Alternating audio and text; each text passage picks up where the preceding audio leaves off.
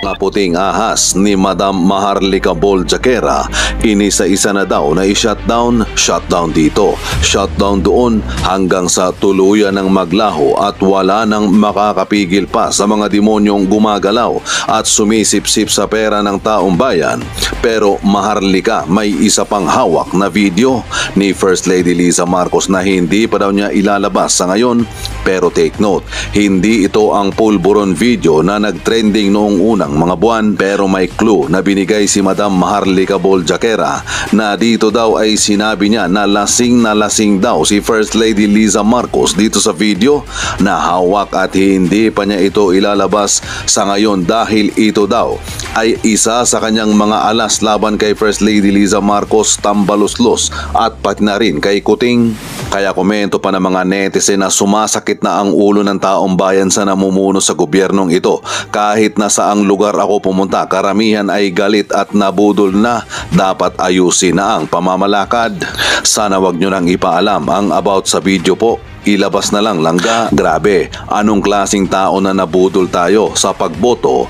Grabe, mahal ng sibuyas, mahal ng bigas. Kawawa tayo, lalo tayong maghihirap. Madam, ask ko lang kung anong nangyari sa sibuyas. Buti na lang hindi natuloy ang Maharlika Fund kaya PCSO ang kinakamkam. Bakit yan ang pinagsasasabi ni First Lady Liza Marcos? Bakit hindi pag-usapan kung ano ang magandang proyekto na ikagaganda ng Pilipinas? Kailan kaya sila mawawala sa Malacanang? Ang dami na naming nalalaman sa vlog mong ito, Maharlika. Ang nakakatakot dahil sa daming nasaktan ng todo ay di natin alam kung gaano kabigat, kahirap ang parusa ng Diyos para magbago ang isang tao tungo sa kabutihan. Madam Maharlika, concerned lang ako kasi sinisiraan ka ni Bagong Lipunan ngayon. Dati, laging binabati mo siya sa vlog mo. Bakit ganun lang galit na siya sa'yo? Gusto ko lang sagot mo sa ginagawa niya. Di tama.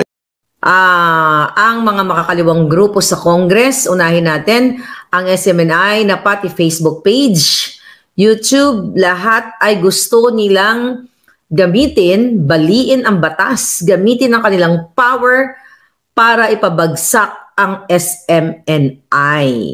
Na yan na nga lamang ang sandalan ng taong bayan na kritikal sa gobyerno ni Liza Ahas Mugs.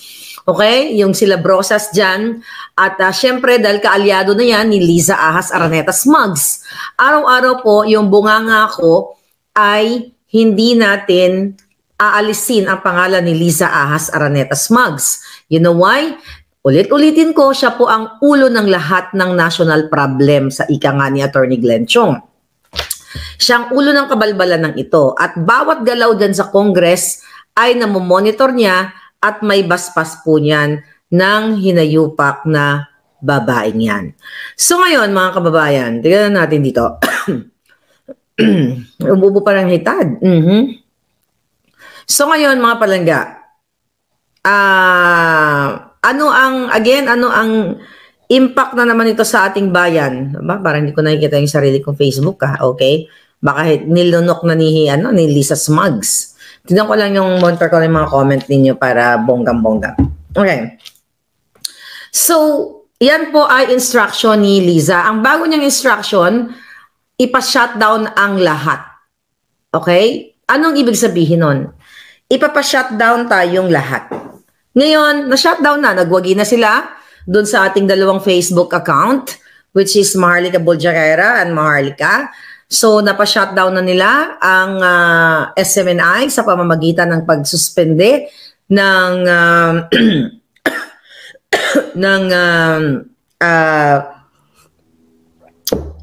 MTRCB. Okay.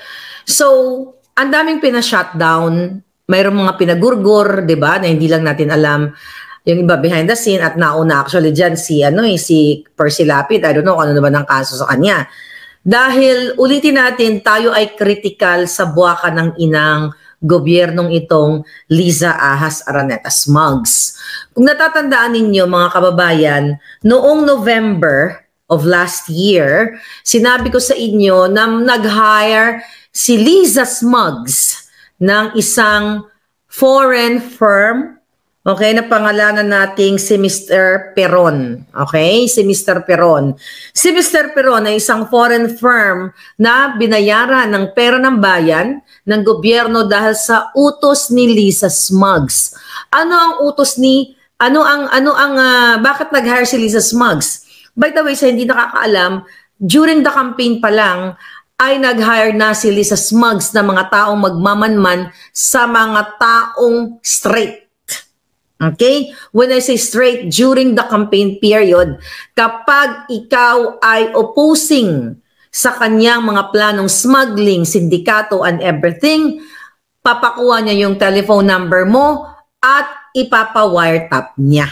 Gawain na yan ni Lisa Ahas Araneta Smugs. Paano ko nalaman yan? Baka sabihin na naman ng mga Jutang Jenimes, alam mo pala. Okay, bakit hindi ka kumibo? Nalaman ko yan nung nakikipaglaban na tayo dito. Marami mga puting asa nagsabi sa atin at like after na nang nanalo si Kuting. Kaya nga tumayo ako dito ng bonggang-bongga at nilalabanan ko ang mga demonyo sa lipunan kahit na buhay ko ang nakataya.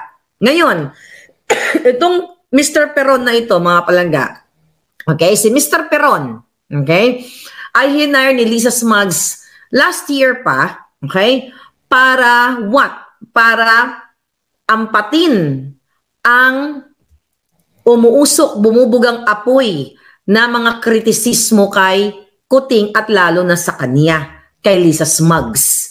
Diba? Remember the Department of Agriculture, kapalpakan ni Kuting, okay? Kapalpakan niya, medyo natigil, naampat ng konti dahil, umalis siya sa agriculture. Nandiyan si Chu Laurel na isa pang nagsinungaling sa kanyang credential, 'di ba? So, naampat nila ng konti yan. Pero dito sa atin, sa ating Facebook, sa ating channel, hindi natin sila pwedeng kalimutan 'yon.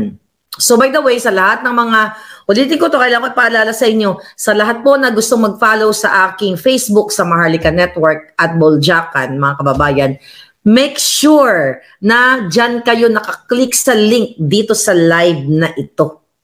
Yan po ang legit.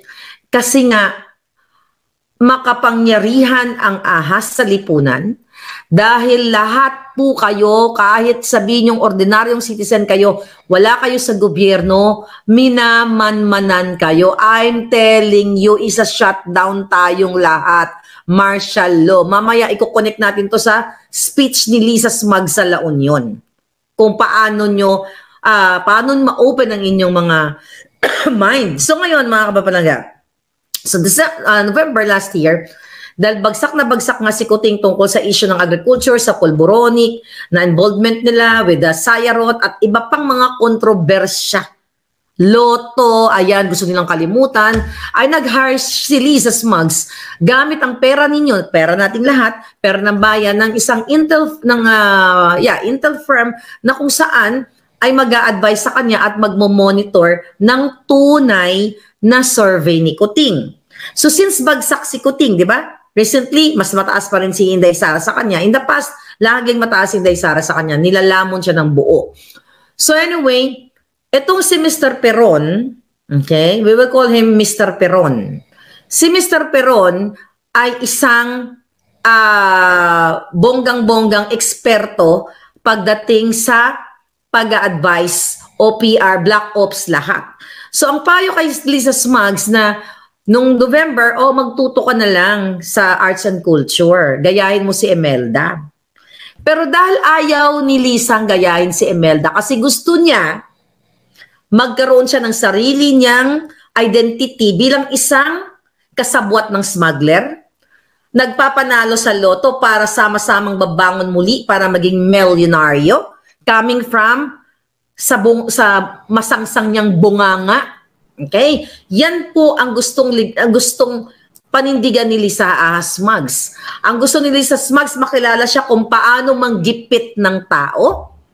Actually, na-validate natin yan na even yung vlog natin kagabi, si Ina Reformina at yung si Pamela Pedroche and yung Purificacion, well, particularly si Reformina, ay sinabi niya na nung nasa PCO siya, ay nag-advise siya sa hitad, okay, sa buwakan ng inang Lisang Mudlo Putot, na magtutok siya, gayahin niya yung mga magagandang nagawa ni Imelda in terms of art and culture. So, true enough. So, I don't know kung nakausap ni Ina Reformina itong si Mr. Peron. I don't know. But anyway, alam niya ni Ina Reformina kung ano yung pinagnangak-ngak ko dito.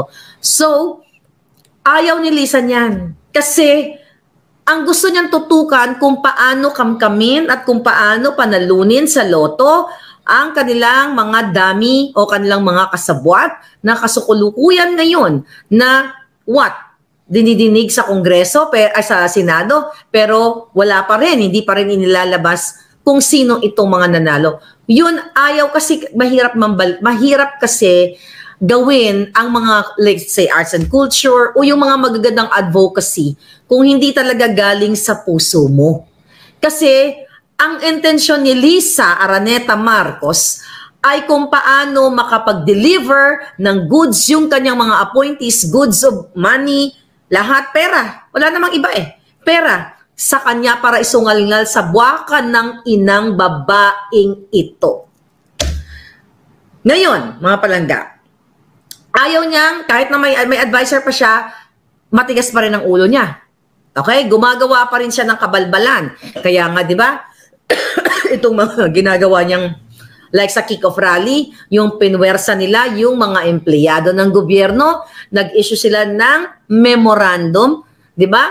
Internal memorandum para paatinin ang mga tao doon kahit ang mga empleyado ng gobyerno kahit labag sa loob nila.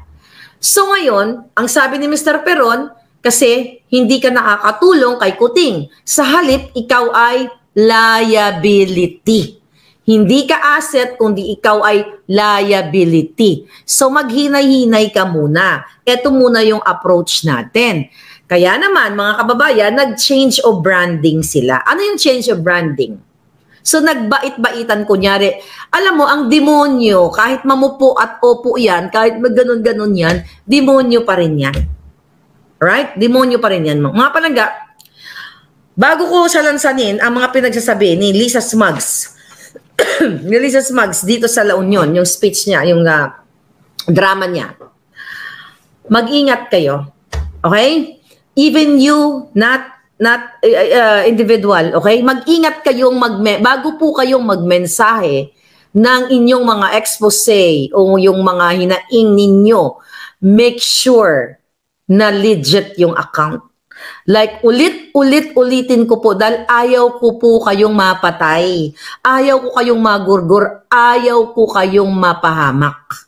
Kaya make sure na nakafollow kayo sa right account ko. So, wag po kayong mag-search. Okay? You just go to my link. Shoot kayo doon dahil yun po ay legit. Diyan sa live natin. Huwag kayong mag-search ng Maharlika Network, Maharlika ganyan. Kasi, bakit? Ginagaya ni Lisa Ahas Smugs. Yan po ang utos, okay, sa kanya ng kanyang mga evil advisors na i-duplicate o gumawa ng fake account katulad ng account ko, ng Facebook ko, para kung sino man ang mag-message na magkamali mapunta dun sa Facebook na kanilang hawak, susugin kayo. Ganyan nakakatakot na ngayon ang gobyernong ito. Ito gusto kong sabihin. Hindi ako, ikaw buha ka ng inakalisa. Okay? Akala mo mananalo ka? Pag lumabas pa ang isang audio video mo, I'm not gonna say anything about the audio video mo. Okay? Dito malalaman ng taong bayan kung gaano kababoy ang babaeng ito. Hindi pa po pwedeng ilabas ito video ni Lisa to, hindi to polboro ni Kuting. Okay? Ikaw tandaan mo, kakalad ka rin kita. Sabi nga ni Glenchong, kakalad ka rin ka namin sa buong mundo, sa buong bayan kung gaano kakahayop. Alam ko, lasing-lasing ka nun. Nung binlay mo yung video na yon, lasing-lasing ka. Hindi kita tinatakot. Dahil ang mga katulad mo ay walang takot at walang pagmamahal sa kapwa. Walang pagmamahal sa Pilipino. Ang mga taong isinanla na o ibinenta na ang kanyang kaluluwa kay Satanas o kay kasino mang jejemon, wala na pong takot yan at walang kahihiyan. Pero darating ang tamang panahon Sasabihin nyo, labas na yan, Maharlika. May tamang panahon sa lahat at kailangan natin protektahan ang mga taong may hawak ng alas. Baka ipagurgur niya. Imagine nyo kung ilalabas ko ngayon ang video, abot kamay ni Lisa ang taong ito. Pwede niyang patayin right there and then. Believe me, ganito kademonyo ang babaeng ito. Ngayon, mga palangga, kailangan ko kayong warningan na not only sa akin, sa ibang mga vloggers sa tingin nyo na you know, na gusto nyo magsumbong o whatever, wag po kayo basta-basta mag-email. I'm telling you, this is coming from inside. Na pinapa-inform sa inyo, mag-ingat kayo ma'am dahil sila ang gumagawa ng fake page para yung mga message po ng mga taong nagsusumbong sa inyo ay makorner nila, sususugo nila. Remember, we have the SIM card law na naipasa na yan. Yan ang unang inatupag nila ni Lisa. Maipasa yan para masusug kayong lahat. Tayong lahat. Na madali kayong tamnan ng kaso, madali kayong susugin, katulad na lamang kay General Macanas, katulad sa akin. Last year pa, sinimulan nila pag tanim-tanim ng ahas. General Macanas, na mismo ang chief ng PNP chief. Ano yan? Taong gobyerno. Di ba? Balat sibuyas sa mga putang ina. Imagine mo kasuhan ang isang General Macanas na wala namang, you know, na yun ay wala namang binanggit ang kanyang pangalan sa loob ng vlog at walang sinabi, pero yun ang mananalo si General. Mananalo tayo, General. God is with us. Hindi ako nagaganyan-ganyan kasi hindi ako katulad kay Lisa na paupo-upo pa Diyos-Diyos, but nasa tama, you know, aayon ang lahat sa tama. Tandaan yan. So, nag-aalala po ako sa inyo kasi ayokong maligaw ang mensahe ninyo. So, make sure sa link kayo nakafollow. Kung sino man mga vloggers na gusto nyo na sa tingin nyo, may tiwala kayo, you have to be very careful. Gugurgurin po kayo.